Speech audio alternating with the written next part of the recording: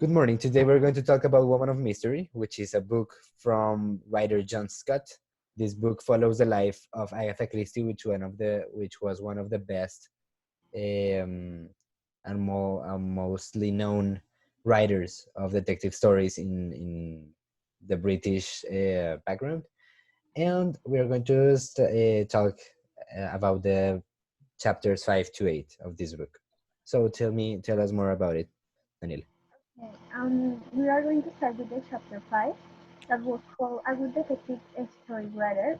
And this book basically talks about Agatha's book that was called The Murder of Roger Ackroyd. And this book generated some controversy in the readers because some readers say that the book was cheating them, and other readers say that the book was so clever because along the book there were many clues all the time. And at the end of this chapter, something exciting happened, and was the Agatha's disappearing. So, what do you think about that, Alejandro? Okay, I think that it is really important. This is a really important part of her career because in this part of the book, Agatha gets more known among the readers, and creating controversy in a book makes a book usually a lot more talkative. Like people talk a lot more about the book. So it's really important, and I think creating mystery and creating and leaving little clues is a really important part of a detective story. Okay, we are going to continue with the chapter 6 and talk about all the disappearance of Agatha. And on this chapter, a man, found the Agatha's car, and looked into the car and found some dresses and some papers that have the Agatha's name. So in this chapter appears a mystery woman that was called Teresa Neal, and she arrived at a hotel and asked for a room. So after that, some reporters and the police asked some questions for the Agatha's husband, that was Archie. And at the end of the chapter, the police conclude that this mystery woman, Teresa Neal, was Agatha Christie, and she returned to her house to her husband, and all the publishers and the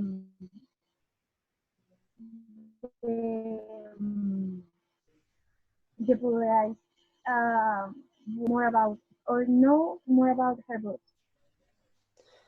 Okay, so I think this part of the book is really important also. I think this was more like a personal aspect of her life. I think Agatha tried to like get out of her stress of her life because she was going through the death of her mom and the cheating of her husband. So I think this was really like a way of getting out of her problems and trying to live one of those stories. So she left clues and she did everything that she did in her books in order to feel like something different and in order to like change her mindset and like try to recover from those problems that she had in that moment. What is your opinion on that, Daniel? Okay, I think that she was so upset about the life that she was living. So I think that she created another Agatha Christie, another person that seemed like her, physically and personality. So I think that this Teresa Neal was another person, disappeared, really disappeared and was so far. So I think that along of the book, the Agatha Christie is another person, like a double. Great theory. Okay. So in chapter 7, we see how Archie left, like basically they divorced. They agreed to divorce, and Agatha wanted to go somewhere far away and to take a holiday. So she went to Istanbul, specifically to Baghdad. There she met Max and started to know a lot about archaeologism, and basically she also fell in love with Max. And in this chapter, she wrote also her most famous book, The Murder in the Orient Express, which is one of the most known books of Agatha Christie. So, what do you think about this chapter, Daniela? I think that was um, a correct decision for part of her because she needs this change in her life. And I think that Max give give her this um, that change that she was needing. Yeah. Okay. I think also it was a really important part of the story too. She was trying to get a new life and to get experiences, to know more about what to write, to get different points of view about everything. So I think it was really important.